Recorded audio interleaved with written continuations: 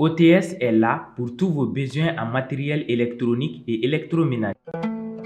Sistra Technologies est une société de prestation de services et de commerce, évoluant dans le domaine des nouvelles technologies de l'information et de la communication, la fourniture de matériels biomédicaux, la bioinformatique.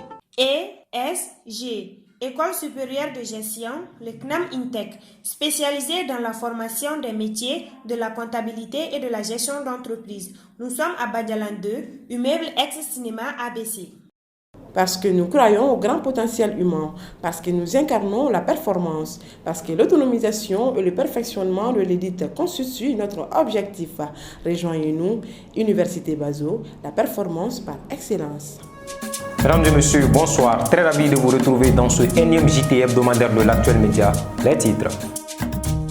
Des grèves incessantes et des préavis de grève sur la table de négociation du gouvernement de la transition. Que risquons-nous? Que pourra faire le gouvernement? Nous en parlerons dans un instant.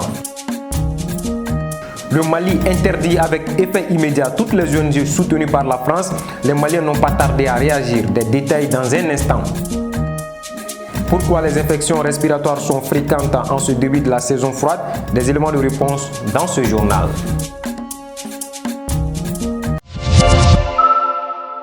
Mesdames et messieurs, encore une fois de plus, bienvenue. Comme annoncé dans les titres, la décision des autorités maliennes d'interdire toutes les actions des ONG qui opèrent sous le financement de la France au Mali a suscité de vives réactions chez la population, puisque les couches vulnérables bénéficient d'une part ou d'une autre les actions humanitaires de ces ONG concernées et qu'au sein d'elles figurent plusieurs employés. Cette décision doit-elle être prise de façon immédiate?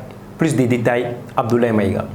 L'annonce des autorités maliennes de l'arrêt immédiat des ONG opérant au Mali avec l'aide de la France est une décision fortement contestée par la plupart de la population, car plusieurs couches sociales bénéficient du soutien de ces ONG qui emploient également beaucoup de Maliens. Ce faisant, je crois que nous sommes à un niveau où il me paraît important que nous varions, nos autorités doivent varier un peu leur tactique de communication. Parce que la France, c'est dans la provocation, ça il faut le dire clairement. La France est en train de provoquer, elle est en train de titiller, elle est en train de tout faire pour qu'il y ait vraiment une faille au niveau du soutien populaire des autorités de la transition malienne. Mais c'était à nos autorités de comprendre que la provocation des autorités françaises, il ne faut pas toujours céder devant cette provocation-là. Il faut changer de tactique. Parce qu'en communication ou encore en politique de façon générale, il y a un temps pour faire de la politique, ce qu'on a appelé la boxe. Vous me donnez un coup de poing, je vous donne un coup de poing, on va se boxer. Mais il y a un temps aussi pour l'homme politique de se dire que la politique peut être aussi le judo. En ce moment, il faut servir de son intelligence, de son habileté pour pouvoir terrasser l'adversaire par sa propre force. Ceux qui sont en train d'être employés par les ONG dans ce sens ont forcément le devoir aujourd'hui de changer de fusil d'épaule, de s'adapter et de faire autre chose. Aujourd'hui, le Mali aussi a des ONG nationales. Si ce n'est pas une ONG française, tu peux avoir une ONG nationale. Si tu es compétent, l'essentiel c'est la compétence. Pour certains, cette décision n'est pas prise au hasard, même si d'autres pensent que l'État doit en avance mettre une politique pour que les ONG et certaines parties de la population ne soient pas impactées immédiatement. Ces ONG qui agissent au bénéfice, comme on appelle, de certains Maliens, ceux-ci se verront frustrés ou se verront, comme on appelle, sans soutien immédiat. Et je crois que le plus important aujourd'hui pour les autorités maliennes, c'est d'organiser le Mali, c'est d'organiser l'État malien à pouvoir faire face à ses prérogatives régaliennes. Vous savez, dans certaines parties de notre pays, les populations vous diront qu'elles connaissent mieux les ONG que l'État. Ça, c'est une réalité à ne pas négliger, à ne pas, comme on appelle, nier. C'est une évidence. Si cela est, le Mali doit comprendre que le processus de souveraineté que nous voulons, surtout de souveraineté économique que nous voulons, doit s'opérer avec le temps et doit s'opérer avec l'implication de toutes les composantes du pays. Si l'État prend une décision pour interdire carrément les activités des ONG qui sont dans l'humanitaire, c'est parce que l'État a forcément des solutions.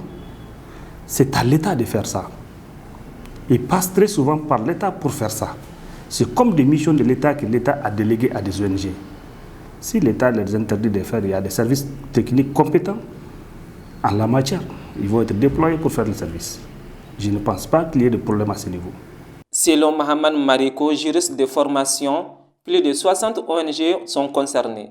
Et actuellement, les autorités seraient en cours de recherche des solutions.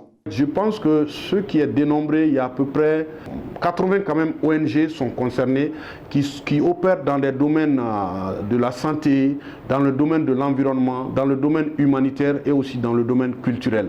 Mais au jour d'aujourd'hui, est-ce que notre État, immédiatement en demandant avec comme on appelle, effet immédiat que ces ONG cessent d'agir sur le territoire malien, l'État est à mesure d'accompagner ceux qui opèrent dans ces ONG et ceux pour qui ces ONG également agissent. C'est de cela qu'il s'agit. Le gouvernement est à pied d'œuvre pour essayer d'évaluer l'incidence financière de sa décision et de préparer une réplique, de préparer une bonne réponse pouvant être à la hauteur de souhait, pour pouvoir compenser tout ce que cette suspension peut entraîner comme conséquence au niveau des populations bénéficiaires, mais aussi au niveau des Maliens, des travailleurs, ceux qui travaillaient dans ces différentes ONG. Depuis un bon moment, les autorités maliennes font la politique de réciprocité avec la France. Et cette décision émane de cette politique. Pour le moment, tout le monde attend une solution officielle afin que la population puisse être soulagée et que cela n'engendre pas d'autres problèmes dans le pays. Plusieurs préavis de grève sur la table de négociation. Le début d'une longue gronde sociale est redouté. Les élèves étudiants, les enseignants, les magistrats et bien d'autres. Qu'est-ce qui provoque cette soudaine envie d'aller en grève en ce mois de novembre 2022? Élément de réponse, Mamadou Bilal Koulibaly. Préavis de grève sur préavis de grève suivi par des mots d'ordre de grève. Le Mali vers une grogne sociale qui avait disparu depuis des mois après les sanctions de la CEDEAO sur le pays. Les vieux démons refont surface. D'abord, un communiqué des syndicats de la magistrature SAM et Silima qui dépose un préavis de grève de 5 jours à compter du 29 novembre. Pour cause, ils dénoncent le processus de modification de la loi portant sur les règles de modification de la Cour suprême, la relecture de la loi sur le statut de la magistrature, ainsi de suite. Le 14 novembre, c'est au tour des greffiers de faire le même, un préavis de grève de 72 heures à partir du 7 décembre. Ce délai pourrait être rallongé si échec des négociations il y a.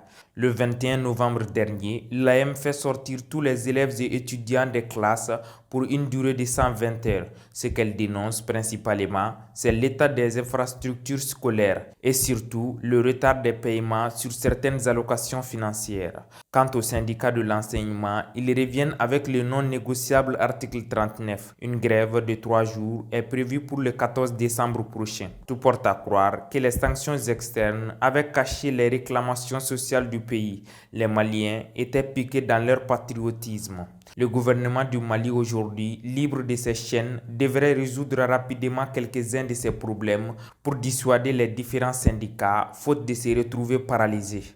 Sur le réconfort, le Premier ministre Choguel est de retour après plus de 3 mois de soucis sanitaires camouflés par l'expression repos forcé. Il tentera prochainement de venir à bout du nouveau vent de grogne sociale qui s'élève. Le PM Choguel devrait occuper son poste dans les prochains jours, ce qui devrait être qu'une formalité. Le brissunis est une espèce de petit poisson qui est facilement consommé par bon nombre de Maliens, surtout en cette période où il est très prisé dans nos marchés. Sa commercialisation contribue à la prise en charge de beaucoup de dépenses dans nos familles. Fatoumata Sissoko pour plus de précisions. Appelé Tineni en Bambara, est une espèce de petit poisson qu'on retrouve très généralement pendant une certaine période. Et actuellement, on le trouve un peu partout dans la ville de Bamako. Il vient d'un peu partout de la sous-région et les vendeurs se frottent les mains actuellement. On le trouve tout le temps. Et le mois, une fois arrivé au milieu seulement, c'est difficile de trouver du poisson. Concernant sa vente, il n'y a pas assez de difficultés. Pas de prix fixe. Ce dernier dépend de la période. Lors de l'importation, les vendeurs sont confrontés tout de même à beaucoup de prix. Souvent, la voiture qui importe le poisson peut tomber en panne. Ici, au marché de Médine, le prix du poisson commence à partir de 350 francs et 400 francs. Actuellement, c'est un peu cher et ça commence à partir de 1000 francs, 1100 francs et 1200 francs. Sa conservation est délicate. À côté de cela, les avantages et les difficultés du métier du vendeur. C'est sûr de Mancala qu'on peut conserver longtemps, contrairement à celui des Massina. Sa conservation dépend de la manière dont on le garde. Si on ne le met pas dans un endroit humide seulement, le poisson risque de pourrir. Et ce n'est pas seulement le poisson, même la viande en fait partie. On ne peut pas dire tous les avantages du métier. Tôt ou tard, tu auras les bénéfices. Comme tout métier, il a des difficultés. Mais actuellement, on ne se plaint pas. Comme tout métier, la vente de glucinus est un moyen de gagner sa vie en cette période de froid. Mais ce que beaucoup ne savent pas, sa commercialisation est périodique. Nous débutons la saison froide. Nous savons tous que c'est une saison qui provoque des maladies. Avec la fraîcheur et le vent, les maladies respiratoires sont beaucoup plus fréquentes chez les enfants et les vieilles personnes. Nana Khadija Kone s'est entretenue avec Dr Traoré Mamadou D. Ensemble, suivons l'élément. Effectivement, les infections respiratoires, c'est tout ce qui concerne en fait, toute infection qui concerne en fait l'arbre respiratoire. Et quand vous prenez l'arbre respiratoire, en fait, c'est divisé en deux. En fait, le carrefour aérodigestif, à savoir le larynx et le pharynx, tout ce qui se situe en fait au niveau, au-dessus en fait du carrefour aérodigestif est appelé le haut appareil respiratoire. Et ce qui est en bas, c'est le bas appareil respiratoire. D'où en fait l'appellation des infections respiratoires aiguës, souvent hautes, et infections respiratoires aiguës basses. Oui, effectivement, nous sommes en plein pic de pathologie, infection respiratoire aiguë. Pourquoi? Parce qu'en fait, le climat, le facteur favorisant, le premier facteur favorisant en réalité, c'est le climat qui nous est un peu défavorable parce qu'actuellement il fait très frais, et qui dit fraîcheur également, qui dit fraîcheur dit en réalité pathologie respiratoire, qui dit vent chaud ou sec dit également pathologie respiratoire. N'oubliez pas, actuellement c'est l'harmattan qui sévit, il fait très frais, les gens ne se couvrent pas trop, et c'est ce qui fait que les couches les plus touchées, c'est vraiment les enfants surtout, je l'ai dit, et aussi les personnes âgées. Parce qu'en fait, n'oubliez pas, c'est les âges extrêmes où en fait le système immunitaire est affaibli. Chez les enfants, vous allez trouver en fait que le système immunitaire n'est pas aussi développé que ça. Ça c'est comme je l'ai dit, ils peuvent pas se protéger vis-à-vis de certains facteurs. Parce que c'est vrai, on a parlé d'autres facteurs, mais il y a les facteurs physiques également qui sont là. Donc s'ils ne peuvent pas en fait se couvrir le corps, il va de soi qu'ils développent également ces infections. Et peut-être c'est des enfants également qui, avec certaines mesures hygiène non appliquées, vont développer les infections respiratoires, y compris les vieilles personnes dont le statut immunitaire même est déficitaire. Les solutions, ça sera à plusieurs niveaux. C'est surtout des recommandations. D'abord, pour ce qui concerne la prévention contre ces infections respiratoires. C'est vrai, pour certaines infections respiratoires, il y a la vaccination qui est là. Et ça même qu'on a commencé au niveau de l'unité PEV, le programme élargi de vaccination avec certains enfants. Voilà. Donc pour pouvoir en fait vraiment lutter contre ces infections, il y a la vaccination qui vient en premier lieu. Et après la vaccination, c'est de prendre des mesures au niveau des familles, que les parents s'occupent bien des enfants, que les parents sachent qu'en cette période, il faut bien couvrir les enfants avec des pulls et ne pas trop laver également ces enfants. Il ne faut pas trop les laver. Ne serait-ce qu'une à deux fois dans la semaine, c'est largement suffisant. Et il ne faut pas laisser ces enfants dormir sous en fait des ventilateurs ou encore des climatiseurs. Et inviter en fait tout et chacun au lavage des mains surtout, c'est capital.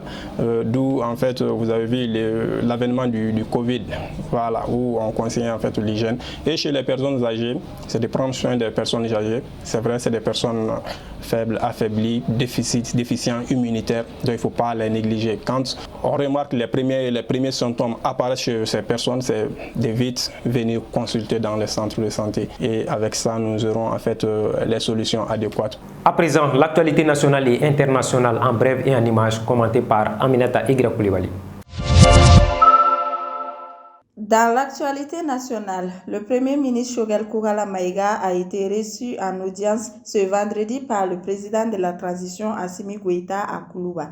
À l'issue de leur entretien, le Premier ministre a remercié le chef de l'État et toute son équipe pour le travail colossal abattu ces 4 derniers mois par les autorités de la transition dans un contexte extrêmement difficile. Choguel Kourala Maïga a également informé le président Goïta de son état de santé. Je suis venu informer le président que je suis apte à reprendre le travail et dans quelques jours, le chef de l'État annoncera la date, a déclaré le Premier ministre. Toujours dans l'actualité nationale, un vaste entrepôt contenant des barils d'huile à moteur et des pneus de véhicules a pris feu ce mercredi 23 novembre à la zone industrielle de Bamako. Selon les informations recueillies sur place, le sinistre a débuté aux environs des 5 heures du matin. Même si aucune perte en vies humaines n'est à déplorer, les dégâts matériels sont importants. L'origine du sinistre reste pour l'heure inconnue. Dans l'actualité sous-régionale, le président congolais Félix Tshisekedi a rencontré le premier ministre rwandais des Affaires étrangères Vincent Biruta en l'absence du président Paul Kagame, représenté par son ministre des Affaires étrangères pour tenter de mettre fin aux récentes tensions dans l'est de la RDC et après l'échec d'un précédent accord de cessez-le-feu conclu en juillet. Ce mini-sommet s'est tenu en présence de plusieurs chefs de l'État et personnalités politiques de l'Afrique. En Ukraine, près de la moitié des habitants de Kiev sont toujours privés d'électricité, 2 jours après des frappes russes ayant visé des infrastructures essentielles, a indiqué la mairie de la capitale ukrainienne. Le quai d'Orsay a annoncé acheminer 100 générateurs électriques vers la Roumanie en direction de l'Ukraine. Le pays est confronté à de nombreuses coupures de courant orchestrées par les Russes.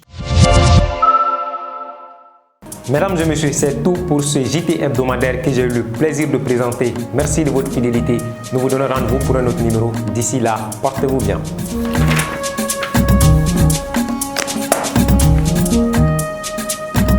Ce JT vous a été présenté par ESG, École supérieure de gestion. ESG, École supérieure de gestion, le CNAM INTEC, spécialisé dans la formation des métiers de la comptabilité et de la gestion d'entreprise. Nous sommes à Badialan 2, immeuble ex-cinéma ABC.